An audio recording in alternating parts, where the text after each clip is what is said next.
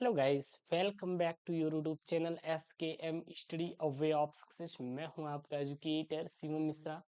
कैसे हैं आप सब? आई होप आप सब बहुत अच्छे, बहुत प्यारे होंगे और अपने एग्जाम की तैयारी बहुत अच्छे तरीके से कर रहे होंगे और मेहनत भी करना चाहिए, है कि नहीं?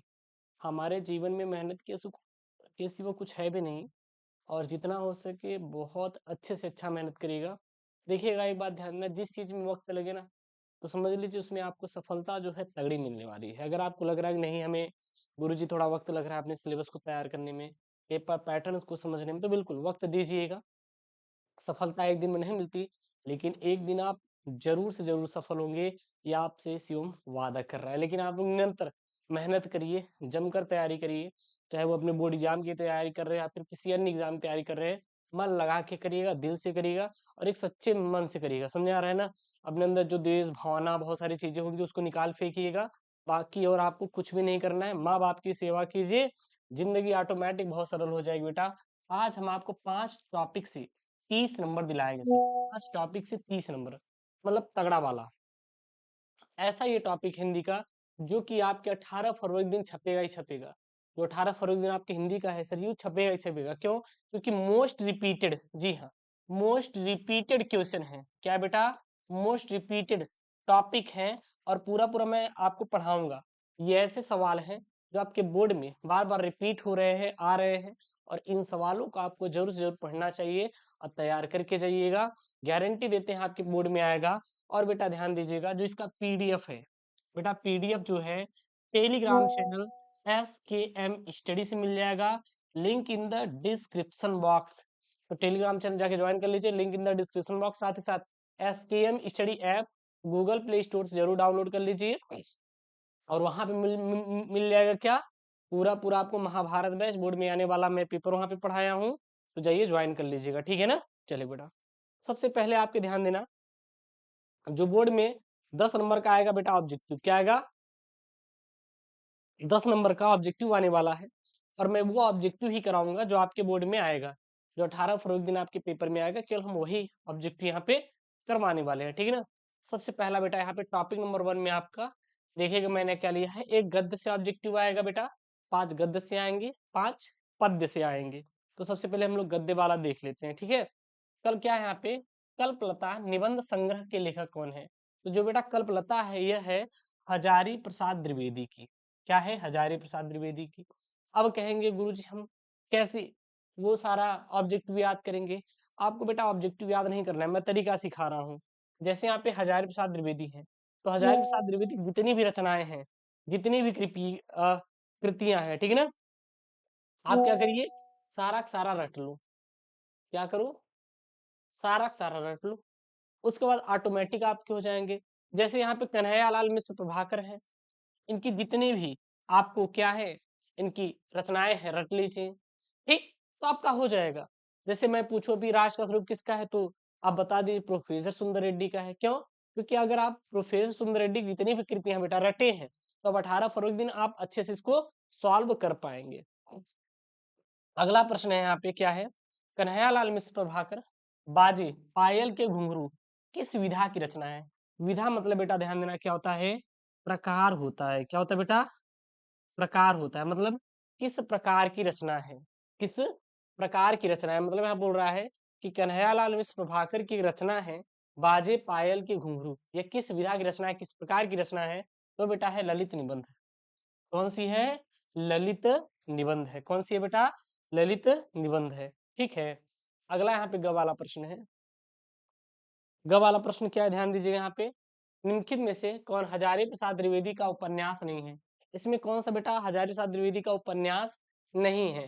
तो तट की खोज जो है हजारी प्रसाद द्विवेदी का उपन्यास नहीं है। चारुचंद्र लेख, पुनर्नरवा, अनाम दास का पोथा, ये तीनों हजारी प्रसाद द्विवेदी का क्या है? उपन्यास है। क्या है? उपन्यास है। अब मैं आपसे पूछूं कि अनाम दास का पोथा हजारी प्रसाद द्विवेदी की किस विधा की रचना है? कहानी है, संस्मरण है, नाटक है या उपन्यास है? सर उपन्यास है। क्या बेटा? उपन्यास है। जो रचनाएं होते हैं, रचनाओं को कई प्रकार होते हैं। जैसे अगर हम बोले मनुष्य, और मनुष्य में कई प्रकार, नर और मादा, है कि नहीं? अब ये हम नर में भी देखें तो कई प्रकार के हैं। जैसे किशोरावस्था है, वृद्धावस्था है, बाल्यावस्था है, ठीक है ना, मतलब जो बच्चे हैं बाल्यावस्था, जो किशोर हैं उसे किशोरावस्था, और जो बुढ़े हो चुके हैं बूढ़ावस्था, ऐसे कह सकते हैं ना वृद्धावस्था। इसी प्रकार अगला बेटा यहाँ पे, निम्नलिखित में से मेरे विचार कृति के लेखक कौन है, तो याद कर लीजिएगा प्रोफेसर जी सुंदर रेड्डी। क्या है? प्रोफेसर सुंदर रेड्डी। ठीक, अगला यहाँ पे है प्रश्न, निम्नलिखित में से हरिशंकर परसाई की रचना है। कौन है बेटा? हरिशंकर परसाई की रचना वो है तब की बात और थी। तब की बात और थी किसकी रचना है? हरिशंकर परसाई की रचना है। अब यहाँ पे एक चीज नोटिस किए हैं, आपके जितने भी लेखक हैं, जैसे यहाँ पे हरिशंकर परसाई हैं, प्रोफेसर सुंदर रेड्डी हैं, हजारी प्रसाद द्विवेदी हैं, कन्हैयालाल मिश्र प्रभाकर हैं, और कौन है? हजारी प्रसाद द्विवेदी हैं। तो यानी कि आप क्या करिए, जितने भी आपके किताब में लेखक हैं, आपने उन लेखकों के सभी कृतियां रट डाला है, तो समझ लीजिए कि आपका काम हो जाएगा।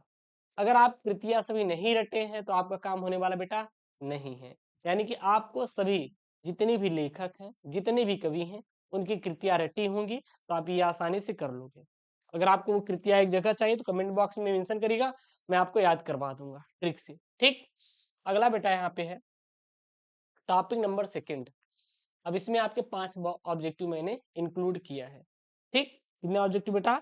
5 ऑब्जेक्टिव मैंने यहाँ पे लिया हुआ है। चलिए देख लेते हैं कौन कौन है बेटे भैया यहाँ पे। पहला है हरिऔध जी का प्रिय प्रवास है। जो हरिऔध जी का प्रिय प्रवास है यह क्या है? तो जो हरिऔध जी का प्रिय प्रवास है यह संयोग श्रृंगार पर आधारित एक महाकाव्य था। क्या था? संयोग श्रृंगार पर आधारित एक क्या था? महाकाव्य था। तो हमारा जो हरिऔध जी का परिप्रवास है ये हमारा क्या है? महाकाव्य है। अब पेपर बनेगा, कहानी है, ठीक है, नाटक है, क्या है? तो सीधा बोलिए सर जी हरिऔध जी का जो परिप्रवास है यह एक महाकाव्य है। किस पर आधारित है सर जी? संयोग श्रृंगार पर आधारित है। तो आपको कंसिस्टेंसी बना के पढ़िए, आपका 100% बोर्ड में आएगा। आप परेशान मत होइए। बहुत लोग कहेंगे कि अरे आप कुछ नहीं कर पाएंगे, आपसे कुछ नहीं होने वाला। आप बहुत कुछ कर सकते हैं। Yes, you can do everything. एक सही रास्ते पे चलकर, अपने अंदर सुधार करके। एक दिन बेटा नहीं सुधरेंगे, लेकिन एक दिन आप जरूर से जरूर सुधर जाएंगे। ये बात आप याद रखिएगा, ठीक है। अगला यहाँ पे देखिएगा प्रश्न बेटा, क्या है यहाँ पे, ध्यान देना। क्या है यहाँ पे? निम्नलिखित में से मैथिली स्वर्णगुप्त की रचना नहीं है। बेटा कौन सी नहीं है? सिद्धराज। जो सिद्धराज है यह मैथिली स्वर्णगुप्त की रचना नहीं है। बेटा यहाँ पे 3 रचनाएं हैं जो मैथिली स्वर्णगुप्त की रचना है। इत्यलम है, अनग है, और क्या है? प्रदक्षिणा है। इत्यलम, अनग, प्रदक्षिणा जो है यह मैथिली स्वर्णगुप्त की क्या है? रचना है। मैं यहाँ पे एक प्रश्न पूछूंगा, जितने भी स्टूडेंट है जौनपुर से, चलेगा, जौनपुर का जौनपुर का नामकरण, नामकरण, नामकरण किसने किया था, किसने बसाया था, और किस पर? चाचा थे, चाचा के बेटे थे। हाँ, चाचा क्या थे? बेटे थे। चचेरी भाई के नाम पर ही जौन, जौना खां था। चलिए ये भी बता देते हैं, जौना खां, जौना खां के नाम पर, जौना खां के नाम पर जौनपुर को बसाया गया था। जौना खां के नाम पर किसको बेटा बसाया गया था? जौनपुर को बसाया था। अब चलिए बताइए किसने, किसने बसाया था जौनपुर को? किसने बसाया था? आप लोग कमेंट बॉक्स में मेंशन करेंगे, जो जौनपुर से रहते हैं, जो जौनपुर से रहते हैं, ठीक है ना। पढ़िए मन लगा के, जौनपुर में रहते हो, जौनपुर के बारे में नहीं जानते? हाँ, क्यों बेटा? अगला आप लीजिएगा। अच्छा, बांदा, बांदा जिला से जो है कालिंजर का किला, बांदा, कालिंजर का किला बेटा बांदा ना। जितने भी लोग आए, जितना भी युद्ध हुआ है, सब आप देखेंगे महमूद से लेके जितने भी थे, सबसे पहले कालिंजर का ही किला जीतना चाहते थे। जितने भी लोग थे, जिसको देखो वही कालिंजर, भैया हमें कालिंजर ही चाहिए। चढ़ाई सबसे पहले कालिंजर ही किया करते थे। ठीक, अच्छा आगरा का भी रोल था बहुत ज्यादा। पता है आगरा का रोल क्यों था? क्यों था? ऐसा क्या कारण था कि अधिकतर जो थे हमारे, वो अयोध्या थे या फिर आपके आगरा थे, झांसी था? ऐसा क्या था? ऐसा क्या था? रीजन बताइएगा, अच्छे से कभी बताएंगे। चलेगा, अगला प्रश्न यहाँ पे है, जयशंकर प्रसाद के महाकाव्य कामायनी में बेटा कितने सर्ग थे बेटा? कुल 15 सर्ग थे। कितने सर्ग थे बेटा? कुल 15 सर्गों की संख्या थी। कितने सर्ग थे बेटा? कुल 15 सर्ग थे। अगला यहाँ पे, रामधारी सिंह दिनकर को उनकी काव्य कृति उर्वशी पर पुरस्कार मिला था। बेटा ज्ञानपीठ पुरस्कार मिला था। रामधारी सिंह दिनकर को उनकी उर्वशी काव्य कृति पर मिला था बेटा, क्या मिला था? ज्ञानपीठ पुरस्कार मिला था। क्या मिला था बेटा? ज्ञानपीठ पुरस्कार मिला था। रामधारी सिंह दिनकर को उनकी काव्य कृति पर ज्ञानपीठ पुरस्कार मिला था। उर्वशी जो थी बेटा, इस पर ज्ञानपीठ पुरस्कार मिला था। अगला यहाँ पे सच्चिदानंद हीरानंद वात्स्यायन अज्ञे किस सप्तक में संग्रहित है बेटा? तो तार सप्तक में संग्रहित है। सच्चिदानंद हीरानंद वात्स्यायन अज्ञे किस सप्तक में बेटा संग्रहित है? तो वो तार सप्तक में है। उसके बाद टॉपिक नंबर 3 यहाँ पे गद्यांश है 10 नंबर का। हम आपको ट्रिक से करना सिखाएंगे without pen and paper approach. ये टॉपिक नंबर 3 है। चलिए देखते हैं। सबसे पहले बेटा आप पढ़िएगा, पढ़ लीजिएगा। मुझे मानव जात की दुर्दम निर्मम धारा के हजारों वर्षों का स्वरूप साफ दिखाई दे रहा है, साफ दिखाई दे रहा है। मनुष्यों की जीवनी शक्ति बड़ी निर्मम है। वह सभ्यता और संस्कृति के वृथा मोहों को रोंदती चली आ रही है। न जाने कितना धर्माचार्यों, विश्वासों, उत्सव और व्रतों को धोती बहाती यह जीवन धारा आगे बढ़ी है। संघर्षों से मनुष्यों ने नई शक्ति पाई है। हमारे सामने समाज का आज जो रूप है वह न जाने कितने ग्रहण और त्याग का रूप है। देश और जाति की विशुद्ध संस्कृति केवल बात की बात है और सब कुछ में मिलावट है। सब कुछ क्या है? अविशुद्ध है। शुद्ध केवल मनुष्य की दुर्दम जिजीविषा है, यानी जीने की इच्छा है। वह गंगा की अबाध अनाहत धारा के समान सब कुछ को हजम करने के बाद भी पवित्र है। सभ्यता और संस्कृति का मोह क्षण भर बाधा उपस्थित करता है। धर्माचार का संस्कार थोड़ी देर तक इस धारा से टक्कर लेता है, पर इस दुर्दम धारा में सब कुछ बह जाते हैं। जितना कुछ इस जीवन शक्ति को समर्थ बनाता है उतना उसका अंग बन जाता है, बाकी फेंक दिया जाता है। धन्य हो महाकाल, तुमने कितनी बार मदन देवता का गर्व खंडन किया। धर्मराज के कारागार में क्रांति मचाई। यमराज के निर्दय तारल को पी लिया और विधाता के सर्व कृत अभिमान को क्या कर दिया? चूर्ण कर दिया। पहला प्रश्न बेटा बहुत अच्छे से without pen and paper approach आपको सिखाने वाला हूँ। समझ आ रहा है ना? बिना आपको पेन और एंड पेपर को यूज किए हुए। और एक चीज बेटा ध्यान देना, हमेशा किसी चीज को शॉर्ट में याद करना सीखना पड़ेगा आपको। कैसा बेटा? शॉर्ट में। जब तक आप चीजों को शॉर्ट में याद नहीं करेंगे बेटा, तब तक कुछ भी नहीं हो पाएगा। हम आपको बता देते बेटा आपको कैसे शॉर्ट में याद करना है। ये मेरा नोट्स है, मेरा खुद का नोट्स है। मैंने अपने हाथों से बनाया हुआ है। आप चाहे लिख के बनाए चाहे टाइप करके, दोनों एक ही है। जो चीजें कला है तो क्या मतलब लिखने का ना, टेक्निकल अपना करते हैं। बाकी हम इसको मैंने अपने खुद से ही अपने नोट्स को बनाया है। यहाँ पे देख सकते हैं, यहाँ पे क्या है? कुकीज इन इंटरनेट। मतलब जो कुकीज होती है इंटरनेट में वो क्या होती है। पहले मैंने उनको क्या लिखा, थोड़ा सा देख लिया। उसके बाद मैंने लिखा कि यह एक टेक्स्ट फाइल के रूप में होती है। ये हमेशा ब्राउजर में स्टोर होती है, जिसे हम लोग क्या कहते हैं? क्लाइंट के नाम से जानते हैं। और यह किसके द्वारा भेजी जाती है? सर्वर के द्वारा भेजी जाती है। तो आप देखिएगा टाइप ऑफ मतलब किस प्रकार की है। यह हमारा टेक्स्ट फाइल है। स्टोर्ड कहाँ पर स्टोर होती है? तो ये हमारे ब्राउजर में होती है। ब्राउजर को हम कभी कभी क्या बोलते हैं? क्लाइंट भी बोलते हैं। और ये किसके द्वारा भेजी जाती है? ये सर्वर के द्वारा भेजी जाती है। थोड़ा समझिएगा कैसे आपको नोट्स बनाना है। कितने प्रकार के होते हैं मैंने यहाँ पे प्रकार लिख दिया, फर्स्ट पार्टी, थर्ड पार्टी, हाँ सेशनल कुकीज होती है, जुम्बीज कुकीज होती है, बहुत प्रकार की होती है। उसके बाद मैंने फर्स्ट पार्टी कुकीज को लिखा कि भैया अब हमारे ये फर्स्ट पार्टी कुकीज क्या होती है? तो when user visit A website this cookies collected, यानी जब कोई वेबसाइट पर कोई विजर जो यूजर होता है वो विजिट करता है, तो जो वहां पे कुकीज कलेक्ट करता है उसको हम लोग क्या बोलते हैं? फर्स्ट पार्टी कुकीज कहते हैं। जैसे कि आप जब किसी चीज की खोजने जाते हैं इंटरनेट पर, तो आपको उसी प्रकार के ऐड दिखाई देने लगते हैं, तो कुकीज के द्वारा दिखाई देती है। अब हमारे कैसे कैसे होता है? तो ये हमारा पेज व्यू जब करते हैं, सेशनल, हाँ नंबर ऑफ यूजर, तो ये सब आपका पूरा पूरा आपका शॉर्ट नोट्स है। तो इस प्रकार अगर आप नोट्स बनाएंगे ना अपना, तो आपको चीजें बहुत समय तक याद रह पाएंगी। लास्ट टाइम में शॉर्ट रिवीजन करने के लिए ये सबसे मोस्ट की है, मतलब फॉर्मूला है। और एक फॉर्मूला आप लोग हमेशा याद रखिएगा, 137 का हमेशा फॉलो करिएगा। टॉपर फॉलो करते हैं बेटा, ध्यान देना। क्या है? जैसे आपने इसको आज पढ़ लिया, तो 3 दिन बाद इसका क्या करेंगे? रिवीजन करेंगे। फिर इसको 7वें दिन रिवीजन करेंगे। आपको चीजें क्या हो जाएगी? याद हो जाएगी। आपको चीजें बेटा क्या हो जाएगी? याद हो जाएगी। तो समझ आ रहा है ना? तो आप लोगों को क्या करना है? 13 फॉर्मूला 137 फॉर्मूला लागू करना है। साथ ही साथ जो मैं आपको वो टिप्स अभी दिया कि आपको शॉर्ट नोट्स कैसे बनाना है, उस प्रकार फॉलो करिएगा।